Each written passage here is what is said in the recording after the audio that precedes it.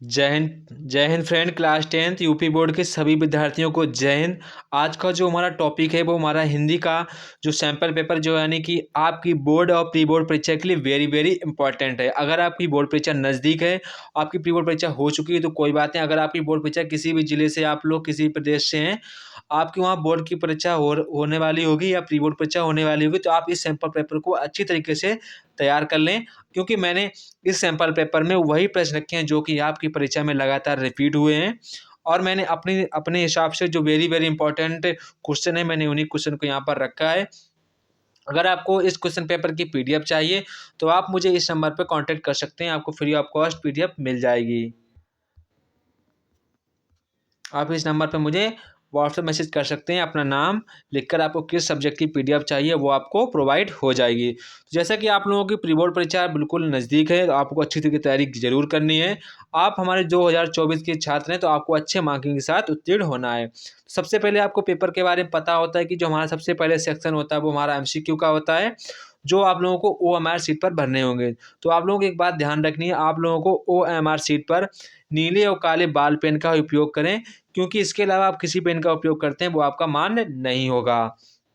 तो आपको ये बात ध्यान रखनी है अपनी बोर्ड परीक्षा के लिए कि आपको अपने साथ में नीला या ब्लैक बॉल पेन जो हमारा बॉल पेन आता है, पेन आता है, उसको आपको साथ में ज़रूर ले जाना है। जैसा कि आप लोग जानते हैं कि हमारा जो खंड आज स्टार्ट होता है वो मल्टीपल विकल्प के स्टार्ट होता है, बहुविकल्पीय प्रश्न।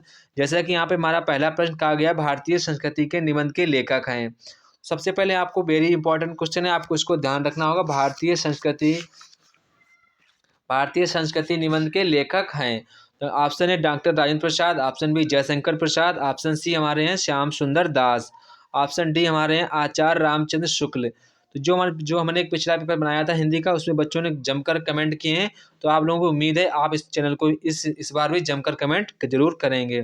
सभी बच्चों ने काफ़ी अच्छा रिस्पॉन्स दिया है, सब बच्चों ने कहा सर अच्छी तैयारी चल रही है, तो आप लोग भी एक अच्छे योद्धाओं की तरह तैयारी करनी है। तो जैसा कि यहाँ पे कहा गया है, option A doctor Rajendra Prasad, option B Jaishankar Prasad, option C हमारा है श्याम सुंदर दास, ऑप्शन डी हमारा रामचंद्र शुक्ल। तो यहाँ पर जो हमारा इसका सही जवाब होगा वो हमारा सही जवाब होगा डॉक्टर राजेंद्र प्रसाद। क्या होगा? डॉक्टर राजेंद्र प्रसाद इसका हमारा सही जवाब होगा।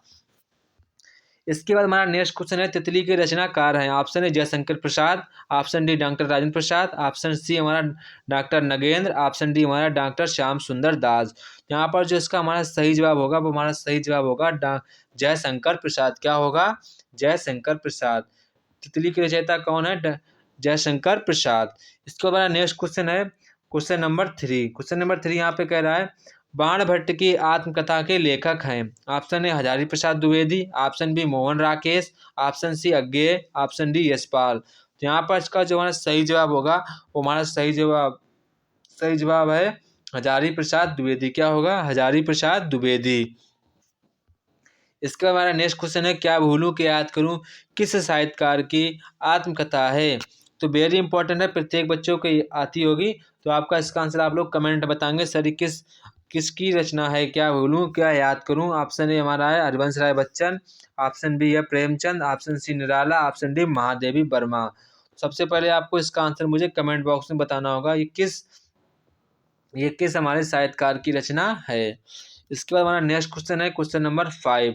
निम्नलिखित में से प्रसिद्ध कहानीकार हैं। ऑप्शन है मुंशी प्रेमचंद, ऑप्शन बी हमारा प्रताप नारायण मिश्र, ऑप्शन सी हमारा भारतेंदु हरिश्चंद्र, ऑप्शन डी है डॉक्टर नगेंद्र। तो यहाँ पर इसका जो हमारा सही जवाब होगा वो हमारा सही जवाब होगा ऑप्शन नंबर ए, यानी कि मुंशी प्रेमचंद। क्या होगा? मुंशी प्रेमचंद। इसके बाद हमारा नेक्स्ट क्वेश्चन है क्वेश्चन नंबर 6। ललित ललाम किसका ग्रंथ है? ललित ललाम किसका ग्रंथ है? Option A Jaswant Singh, option B Bhushan, option C Matiram, option D Dev. तो यहाँ पर जो है इसका हमारा सही जवाब होगा वो हमारा सही जवाब होगा मतीराम। क्या सही होगा? मतीराम। इसके बाद हमारा नेक्स्ट क्वेश्चन होगा, रीतिकाल का अन्य नाम है।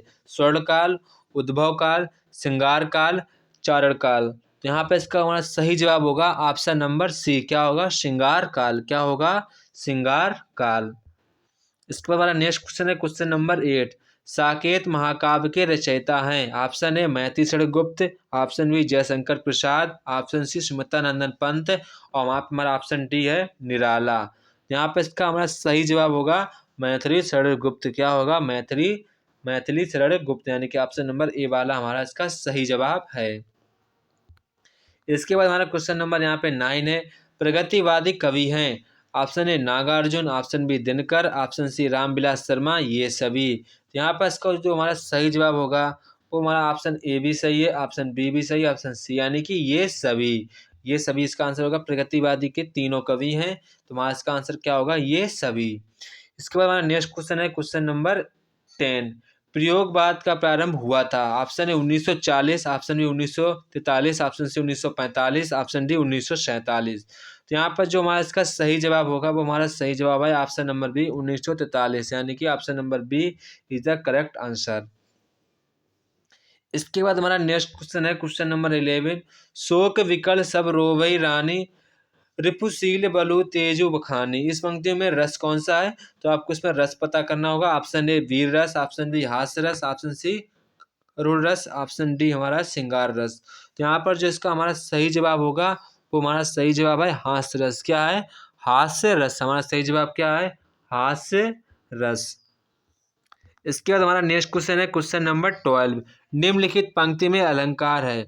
भज मन चरण कमल अविनाशी। ऑप्शन ए रूपक, ऑप्शन बी उपमा, ऑप्शन सी उत्प्रेक्षा, ऑप्शन डी हमारा यमक। तो यहाँ पर जो इसका हमारा सही जवाब होगा वो हमारा सही जवाब होगा ऑप्शन नंबर ए, यानी कि रूपक इसका हमारा सही जवाब होगा। इसमें कौन सा अलंकार है, रूपक अलंकार है। इसके बाद हमारा नेक्स्ट क्वेश्चन है क्वेश्चन नंबर 13, निम्नलिखित पंक्ति में छंद है। रहीमन मोय न सुआए, अमी पियावत मान बिनु, बरु विष दे बुलाए, मान रहित मरिबो भलो। तो इसमें यहाँ पे जो हमारा आपका छंद पूछा गया वो छंद बताना है। ऑप्शन ए दोहा, ऑप्शन बी सोरठा, ऑप्शन सी चौपाई, ऑप्शन डी रोला। तो यहाँ पर जो हमारा इसका सही जवाब होगा वो हमारा सही जवाब है सोरठा। क्या आंसर क्या होगा इसका, सोरठा इसका हमारा सही जवाब है। इसके बाद हमारा नेक्स्ट क्वेश्चन है क्वेश्चन नंबर 14, परिवहन शब्द में प्रयुक्त उपसर्ग है। ऑप्शन ए पा, ऑप्शन बी परी, ऑप्शन सी परी, ऑप्शन डी पर। तो यहाँ पे इसका हमारा सही जवाब होगा परी। क्या होगा, परी। यानी जब परिवहन है परी प्लस वहन, परी प्लस वहन, परी प्लस वहन। तो परी शब्द यहाँ पे क्या है, उपसर्ग। Option number B is the correct answer. इसके बाद हमारा नेक्स्ट क्वेश्चन है क्वेश्चन नंबर 15, क्वेश्चन नंबर 15, किसान के द्वारा खेतों की जुताई की गई है, वाक्य का कृतवाच्य में परिवर्तन है। यानी कि आपको इंग्लिश में बताऊं तो इंग्लिश में हो जाएगा पैसिव वॉइस। बता रहा है, क्या बता रहा है, पैसिव वॉइस में आपको इसका आंसर बताना है। ये हमारा इसका आंसर इंग्लिश में बताऊं तो क्या हो जाएगा, पैसिव वॉइस। तो आप सभी को इंग्लिश की अच्छी तैयारी होगी। तो यहाँ पे पहला क्वेश्चन है, किसान द्वारा खेत की जुताई की जा सकती है।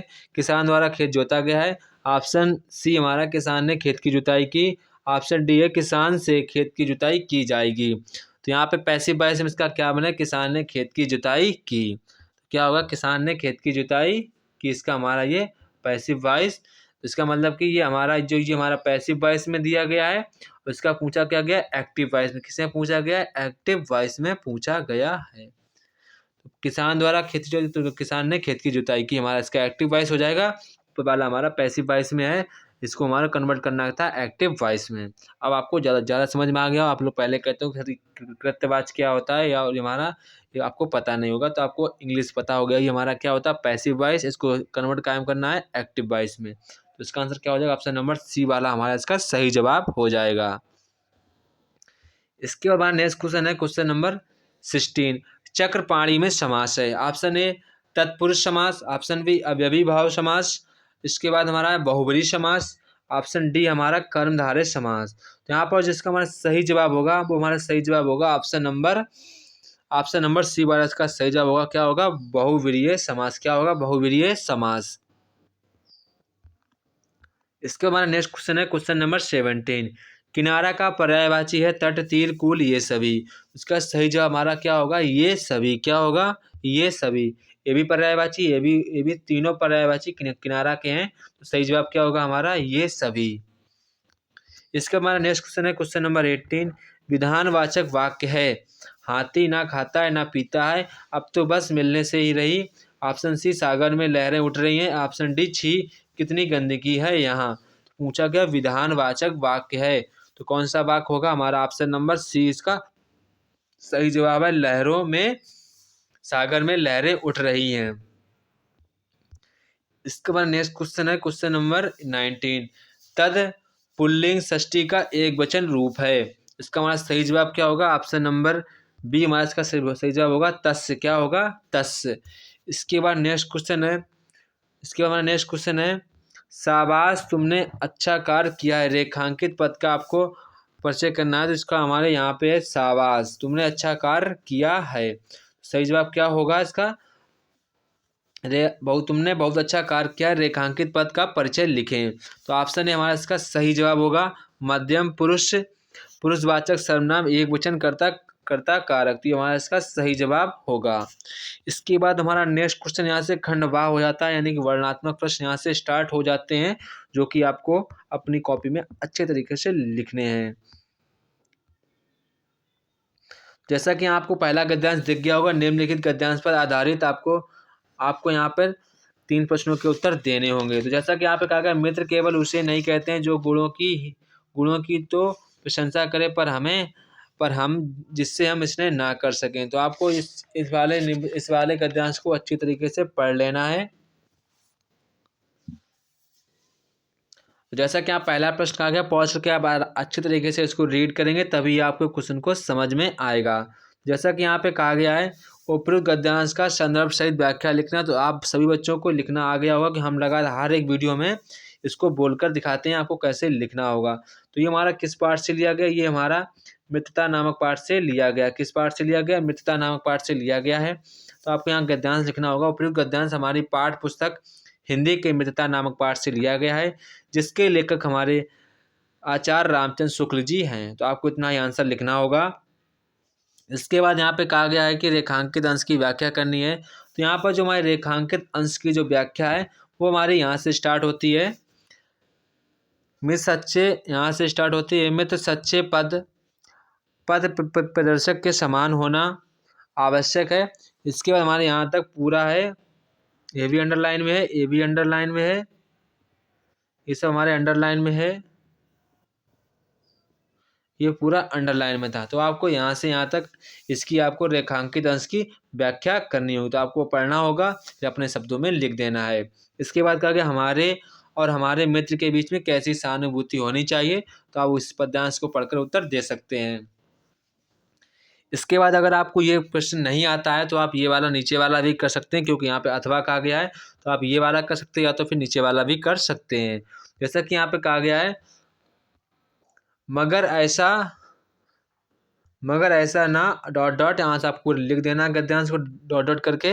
इसके बाद यहाँ अपने गुणों का विकास कर सके। जैसा कि यहाँ पे कहा गया है कि यहाँ पर आपको हम अंडरलाइन बता रहे, कहाँ से अंडरलाइन होगा, यहाँ से यहाँ तक हमारा पूरा अंडरलाइन है,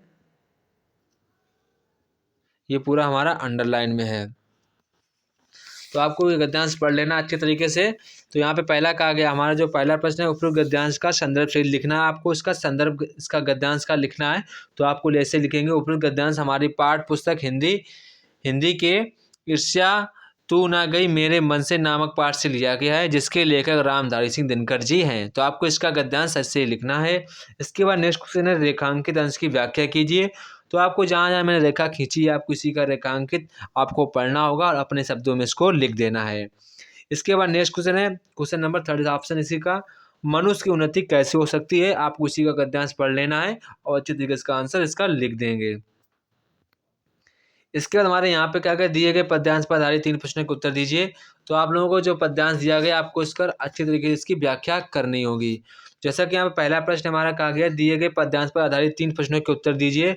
तो आप लोगों को पद्यांश को अच्छे तरीके से रीड कर लेना है। तो यहाँ पे कहा गया है, उपयुक्त पद्यांश का संदर्भ लिखना होगा सबसे पहले आपको, फिर आपको जो रेखांकित अंश की इसकी व्याख्या भी करनी होती है। तो जहाँ जहाँ मैंने अंडरलाइन कर दी है, आपको इसी के रेखांकित अंश की व्याख्या करनी है। तो जहाँ पे जैसा कहा गया, उपयुक्त पद्यांश का संदर्भ सहित व्याख्या करना, तो आप लोगों को पता होना चाहिए हमारा किस पाठ से लिया गया है। तो हमारा किस पाठ से लिया गया है? पद नामक पाठ से लिया गया है। तो आप लोग इसका कैसे गद्यांश लिखेंगे? उपयुक्त पद्यांश हमारी पाठ पुस्तक हिंदी के पद नामक पाठ से लिया गया है, जिसके लेखक हमारे सूरदास जी हैं। कौन है? सूरदास जी हैं। तो आप इसको ऐसे लिख सकते हैं। इसके बाद क्वेश्चन नंबर 2 है, रेखांकित अंश की व्याख्या कीजिए। जहाँ जहाँ मैंने रेखा की है, आपको उन्हीं की अपने शब्दों में भाव समझकर यहाँ पर लिखना होगा। इसके बाद है रन कमल बंधव हरिराई में कौन सा अलंकार है? कौन सा अलंकार? रूपक नहीं, उपमा अलंकार। कौन सा? यहाँ पे उपमा अलंकार आप लिख सकते हैं। और यहाँ पे आप लोग नहीं, इसके बाद हमारा अथवा वाला प्रश्न है। अथवा वाले प्रश्न पे यहाँ पर आप ऊपर वाला नहीं आता तो आप ये वाला प्रश्न भी कर सकते हैं। यहाँ मिला सेब न मिला सेब का हमें पुजारी, सकल काम उस न्यायी का, मुक्ति लाभ कर्तव्य यहाँ है, एक एक अनुयायी का, कोटि कोटि कंठों से मिलकर उठे एक जयनाथ जहाँ, सबका शिव कल्याण यहाँ है, पावे सब प्रसाद यहाँ। तो आपको इस गद्यांश को अच्छे से रीड करना होगा। फिर आपको अपने जहाँ पे अंडरलाइन है अब उन्हीं प्रश्नों का अच्छे तरीके से उत्तर देना होगा। तो हाँ, पहले हम आपको बता दें कहाँ कहाँ पे अंडरलाइन है। यहाँ पे हमारी ये वाला भी अंडरलाइन है, ये भी अंडरलाइन में, ये भी अंडरलाइन में, ये भी अंडरलाइन में। तो यहाँ पे जो हमारे ये भी अंडरलाइन में, तो यहाँ पे 4 हमारे जो लाइनें अंडरलाइन में दी गई हैं। तो पहला प्रश्न आप लोग लिख लेंगे। यहाँ पे कहा उपयुक्त पद्यांश का आपको क्या लिखना है? उपयुक्त पद्यांश का आपको संदर्भ लिखना होगा। सबसे पहले आपको पता होना चाहिए हमारा किस पाठ से लिया गया है। तो ये हमारा किस पाठ से लिया? भारत माता का मंदिर ही है। किस पाठ से लिया गया है? भारत माता का मंदिर ही है। तो आपको पद्यांश लिखना होगा। उपयुक्त पद्यांश हमारी पाठ्य पुस्तक हिंदी के भारत माता का मंदिर ही है नामक पाठ से लिया गया है, जिसके लेखक महर्षि षडगोप्त जी हैं। तो आपको इतना ही लिख देना है। इसके बाद क्या करें? रेखांकित अंश की व्याख्या कीजिए। जहाँ जहाँ मैंने रेखा की है आपको उन्हीं को पढ़कर अपने अपने शब्दों में लिख देना है, वो आपकी रेखांकित अंश की व्याख्या हो जाती है। इसके बाद कोटि कोटि कंठों से मिलकर पंक्ति में कौन सा अलंकार होगा? ये हमारा होगा अनुप्रास अलंकार। कौन सा अलंकार होगा? अनुप्रास अलंकार होगा। इसके बाद नेक्स्ट क्वेश्चन है क्वेश्चन नंबर 23। आपको ये गद्यांश दिए गए हैं, आपको हिंदी में इनका अनुवाद लिखना होगा। ये गद्यांश जो दिए गए हैं आप लोगों का इनका जो आंसर है हिंदी में अनुवाद में लिखना होगा। जैसा कि आपको पहला गद्यांश पढ़ लेना है, आपको इसका हिंदी में अनुवाद करना होगा। जैसा कि यहाँ पे आपको अनुवाद दिख गया होगा, आपको इसका अच्छी तरीके से पढ़ लेना है, आपको इसी का हिंदी में अनुवाद करना होगा। सबसे पहले आपको इसका संदर्भ लिखना होगा। तो आपको पता होना चाहिए किस पाठ से लिया गया है। तुम्हारा किस पाठ से लिया गया? प्रबुद्धो ग्रामीणा। किस पाठ से लिया गया है?